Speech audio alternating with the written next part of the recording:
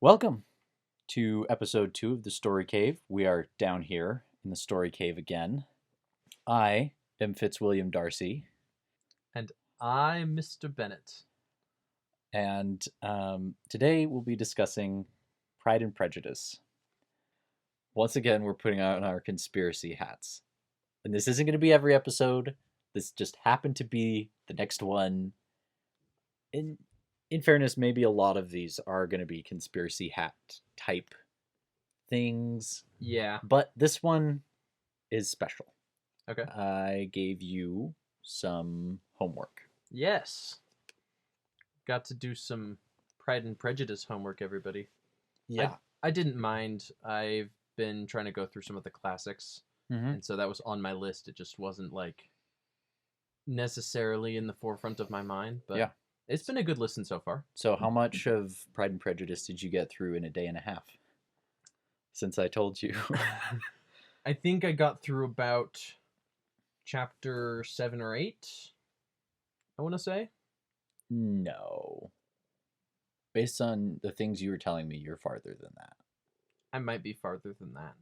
That's just based on what I last remembered from the audiobook, but it's kind of weird because The audiobook chapters are all messed up yeah, on LibriVox. not only that, but I felt like they skipped through some of them. I think they only ever said the chapter when they started. Oh, yeah, they new don't always recording. say the name of the chapter. Yeah, they don't say when the next chapter starts. Anyway, I want you, dear listener, and you, Mr. Bennett, to picture in your head and in your heart one of the villains of Pride and Prejudice, Lady Catherine de Bourgh. Okay. Okay. Picture her in all her glory, whichever actress you prefer.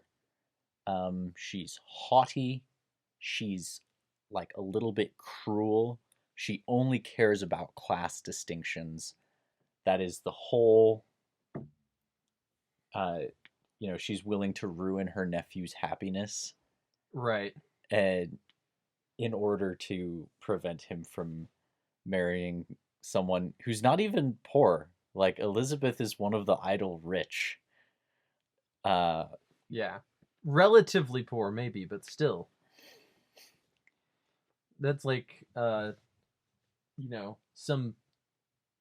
some billionaire going up to a middle class citizen with a decent house and being like, you're not rich enough to marry my child. yeah. The more I listen to this book, the more I'm really glad that whole system mostly just doesn't exist anymore. Oh man.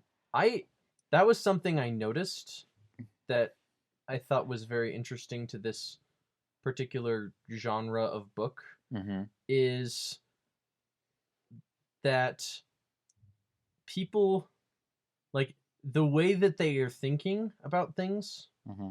still makes a lot of sense.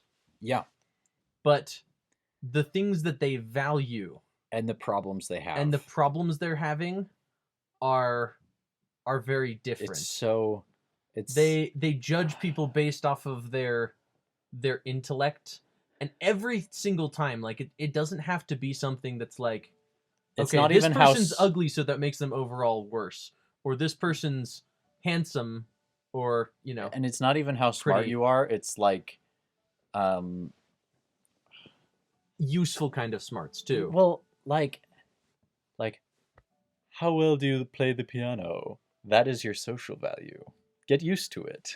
Right. Yeah.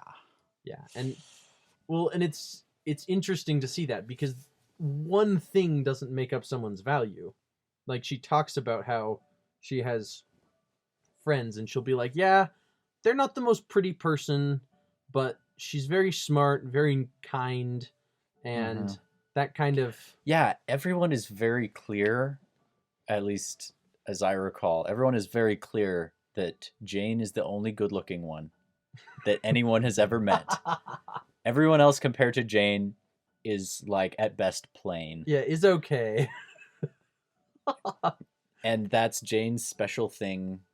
And then what's Darcy's younger sister? Do you remember her name? I can't remember her name. Georgiana. Okay, yeah, yeah.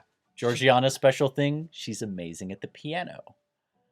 And True. no one else can beat her. And this is her thing. And then Elizabeth's thing is she insults people. Okay. I will say, Georgiana, I haven't gotten to that part in the book yet, Yes. but in the movies, and based on what I know about her character, she is one of my favorite characters.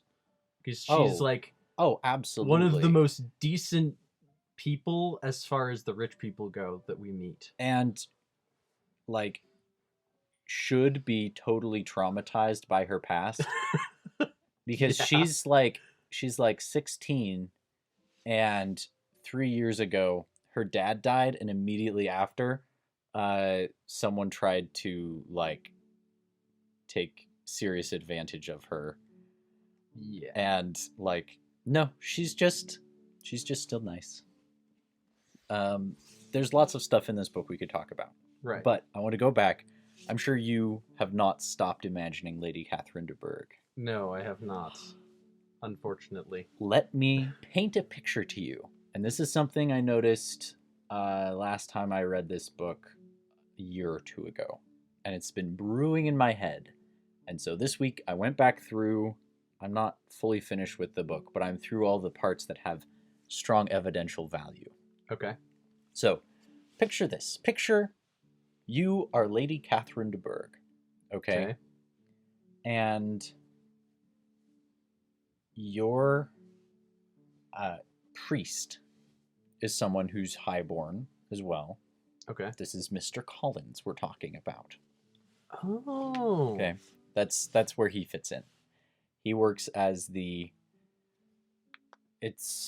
Church of England, especially at the time, was like, this is your job, and some rich person will pay you to live on their land and be spiritual so they don't have to be.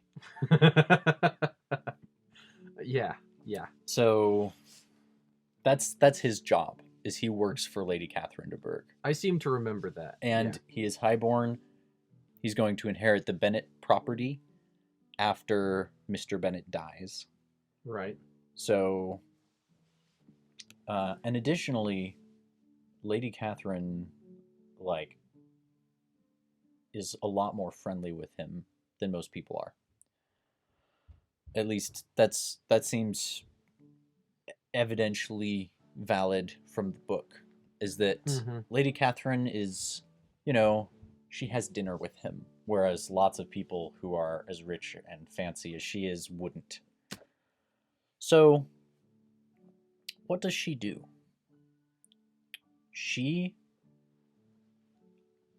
sends him off and says, go get married to anyone. And he comes back and he says, I found someone to get married to. She is very, very poor. Very poor. Now, you're Lady Catherine. What do you do? I'd want my... It depends, honestly. I don't know all of her mindset. She'd still want some kind of a good option. Right. So either... Because everything to her is class. Right. Either she would say, okay, he can have whatever he feels like, and I'll make things work out through my children. Or she would say, okay, I need to find some way of breaking this off by trying to get other people interested in one of the two parties. Instead, guess what she does? She says, that's amazing. You should marry her. And then after he marries her, this is not Elizabeth. This is Charlotte Lucas. Right, I remember the Bennet's close friend's daughter. Mm-hmm. So he marries Charlotte Lucas, and what does Lady Catherine do? She visits almost weekly. She has dinner with them. She invites them over for tea. She sends a special butler to powder their Faces. I don't yeah, know. no. That one I was Powder their trying wigs. I was trying I was thinking to powder their scones, but that some British thing, yes. No, so she loves Charlotte Lucas Mm-hmm. and like makes a special personal friend of her. So, I can tell you why. I know the secret. Okay. Okay. So, I have here some evidence and I'm going to present it to you. Please. First off, let me read you the language of Lady Catherine encouraging Mr. Collins to get married. Okay? Okay. So he, by the way, this is a quote from him proposing to Lizzie. He goes to Lizzie and is like, Lizzie, I love you. And I don't just love you. This very rich person told me I had to get married. So what do you think? Yeah, but so this is what she says. And he quotes her. Okay. He says, this is word for word. I don't doubt he is such a bootlicker. I'm sure he had it memorized. Exactly what she told him. This is what he says. Mr. Collins, you must marry. A clergyman like you must marry. Choose properly. Choose a gentlewoman, so someone who's rich. Mm-hmm. One of the idle rich, not one of those filthy people who has to work. For my sake, and for your own, let her be an active, useful sort of person, not brought up on high, but able to make a small income go a good way. This is my advice. Find such a woman as soon as you can, bring her to Hunsford, and I will visit her. So, a couple things I want to highlight. Yes. First off, rich but not too rich. Yes. Right? She says, don't marry someone who's too proud, who will just laze around the place, not brought up on high. Mm-hmm. The other thing she says is an active, useful sort of person, able to make a small income go a long way. So she's like, marry yourself a useful wife. Right. And someone who can be frugal, who's Mm-hmm. not gonna spend all your money. Yes. And she says, I will visit her, and she does. Right. Over and over again. She loves Charlotte Lucas. But there's a darker side. Who is the opposite of that? The things she tells him. Because she says someone who's rich but not too rich, and someone who's a hard worker and good at budgeting. What would the opposite of that be? Someone who's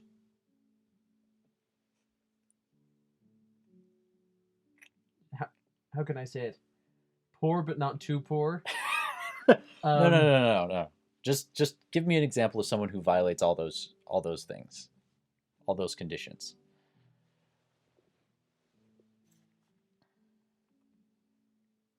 Because if they're poor, they might accidentally be good at budgeting, is my point. Okay, I see what you're saying. So, extremely wealthy then. Yes. Who is idle. Yes. Not a hard worker. Right. Uh-huh. And who spends money like drinking water. Yeah. Yeah. And potentially I don't know. I was going to say, she said marry a gentlewoman. Maybe someone who has some marks on her character or something. Okay. Well, let me describe a character in Pride and Prejudice. Okay. Okay. This person is sick. So sick that she can't physically work. Okay? Okay. Oftentimes it's said of her like, oh, it's so bad she's constantly in poor health, because if she weren't, she would be, she would have her own special thing. She would be the best piano player or the prettiest or whatever. Right. But instead, she's the sick one. Right. She's well accomplished to the best degree that she's able to be, but she's just really sick. Yes. And so not an active, useful sort of person. Right. Okay. This person is the heir to a very high title, which violates the not brought up on high clause. Mm-hmm. And this person is the heiress to the de Burgh estate. And as such has been spending money like water her entire frickin' life. You know who this is? Miss de Burgh, also known as Anne de Burgh. And put on your conspiracy hat, I think she had a crush on Mr. Collins. And that is why Lady Catherine de Burgh gave him very specific advice and then sent him away to find a wife. And then that is also why she loves Charlotte Lucas. Because anyone who has saved you from being related to Mr. Frickin' Collins deserves love. A life debt, a blood debt, anything you can give them. Oh my goodness. It fits. It fits. Okay. I was going to say earlier, okay. I have more evidence, but please go ahead. I was going to say, just kind of a funny remark here. Earlier, when you were doing the whole picture in your minds, Lady Catherine de Burgh, I was so ready to make the comment, so, you want me to picture Umbridge. Yeah. Like, all the false sweetness. Right. And same sort of thing. Both people are entirely selfish. Cares only about your status in society. Yeah. And focuses on keeping people under you. Mm-hmm. Yeah, okay. So, let me walk you through some of the things that Mr. Collins says. Please. Lady Catherine is far from objecting to my occasional absence, which is, in context, it's like very weird, because this is his job, right? Right. So why is she so cool with him just leaving whenever he wants to? Leaving sometimes, yeah. Yeah, okay, that's one. There's one point where he's trying to give a compliment to someone, and he tells them he protested that, except for Lady Catherine and her daughter, he had never seen a more elegant woman. Okay. Then this is the kicker. This is where a couple years ago I was reading through this book and it hit me. Okay. He's describing Anne de Burgh. Okay. And he says, her indifferent state of health has her indifferent state of health has deprived the British court of its brightest ornament. I have more than once observed to Lady Catherine that her charming daughter seemed to be born to be a duchess, and that the most elevated rank, instead of giving her consequence, would be adorned by her. These are the kind of little things which please her ladyship, and it is a sort of attention which I conceive myself particularly bound to pay. So, all the time he's telling Lady Catherine, oh, your daughter, she could be royalty, and the title, rather than making her seem higher, would be adorned by her. She would elevate the title. Right. And of course, in Lady Catherine's classism mind, she's like, me, me, me, me. Also, her. Well, she is, but she's also, as it says, she is very pleased that he would say something like that. Yes, but a poor young fellow. pleased, but possibly worried. Right. Like she's like, okay, this is nice, but that also means he'd be happy. Like that he would be very pleased with her. And if Yes. she likes him, Yeah. then that would be a problem. Yeah. And so I don't have all of the things in the book, but like every time he's talking about Lady Catherine de Bourgh, who's worships the ground she walks upon, Right. Cleans her boots with his own toothbrush every night, Mhm. etc. He almost always also mentions the daughter, which is not what you'd expect, because currently the daughter is not his rich patroness. She had nothing to do with hiring him. Why are you thinking about her so much? Yeah, true. I would also add this interesting insight with that at least to my eyes, I came in with a a little bit of a notion beforehand of who these people were. Uh-huh. And so hearing him first describing her like that and being like, wait, I thought this was supposed to be Lady Catherine de Bourgh. Isn't she like lame? And then hearing his description and then later what she's actually like. Yes. Yeah. And being like, that's interesting. Because he would be, you'd suspect that he would typically be the kind of guy that she would look down upon. Yeah. Yeah. There's it's so funny because he tells the story of how he got hired, and it's like he basically won the social lottery. He had a friend who had a friend who knew Catherine de Bourgh and recommended him straight out of priest school, which is like preschool, but you're taught to count Bible verses instead. And so he's recommended there. She hires him, and presumably she could buy and sell him, to be honest. But presumably, there's some social obligation to at least have him there for some amount of time.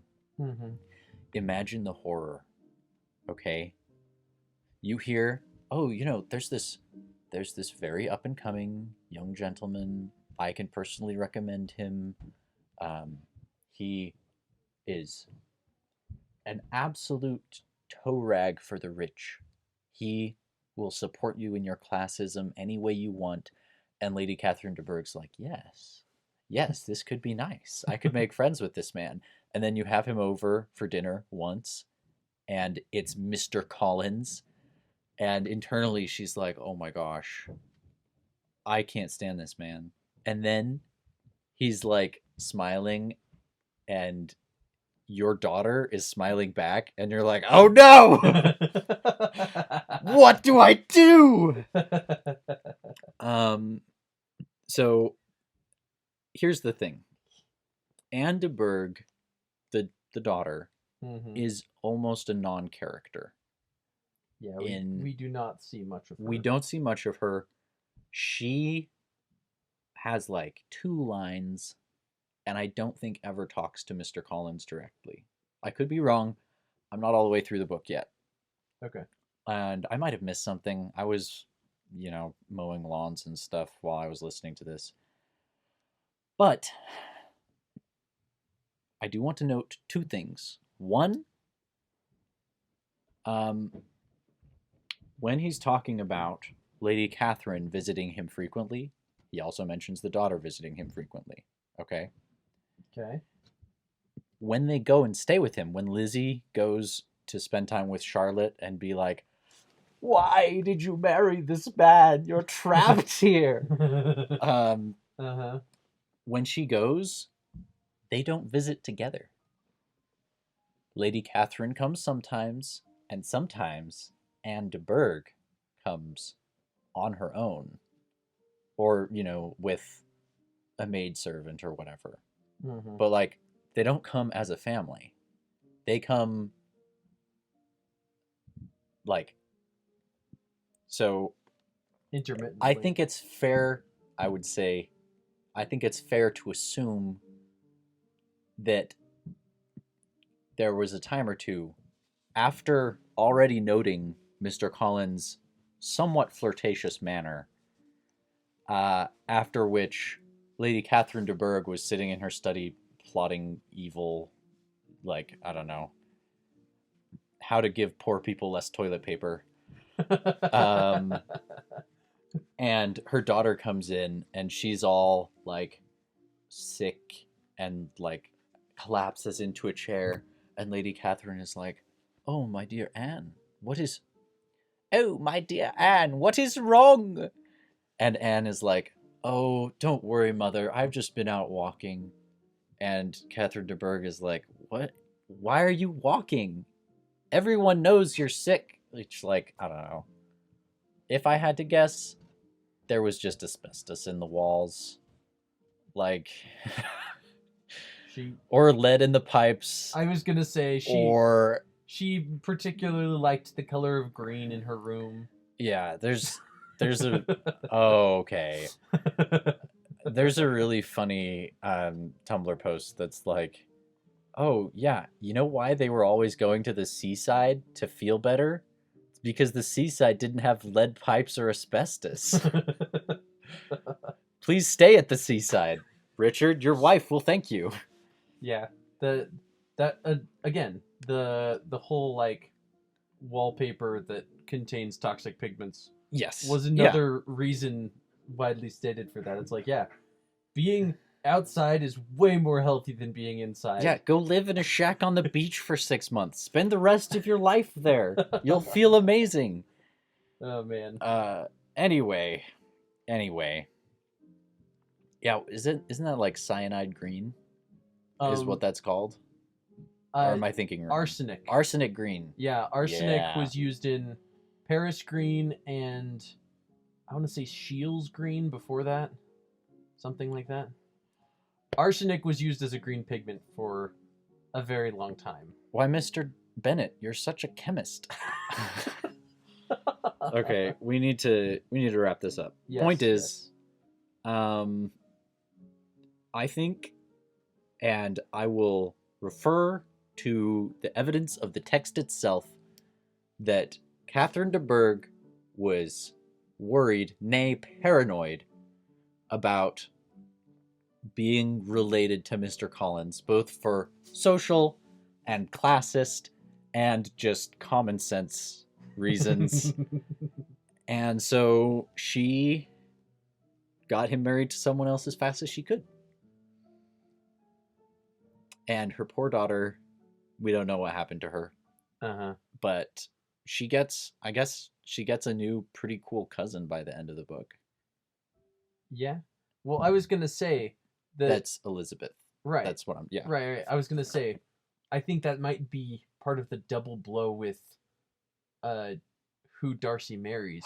Is because they're my cousins. Gosh. Because so she ends up related to him anyway. Oh, I didn't even think of this. It's like, can you imagine if instead of going to Elizabeth and like trashing on her family the way she does, she just goes and is like, please, I can't be related to him.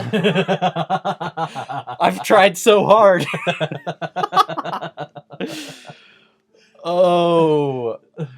Like, I can't be related to him. Narratively, he can't be my daughter's husband.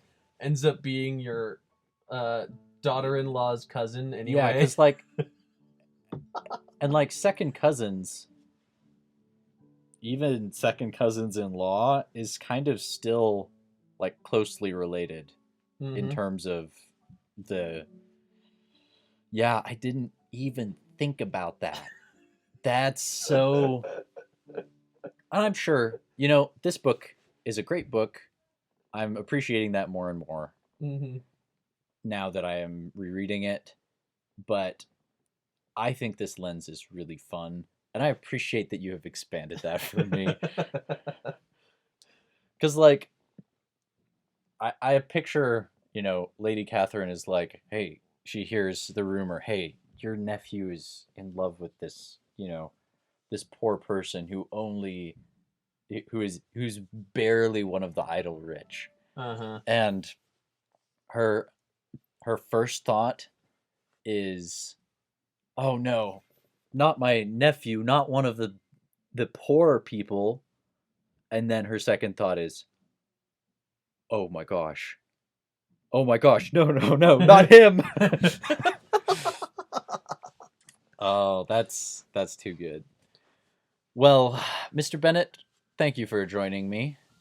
And thank you, listeners. If anyone ever does listen to this, thank you for joining us. And we'll see you next time. See you next time on Story Cave. Yep. Bye. Bye.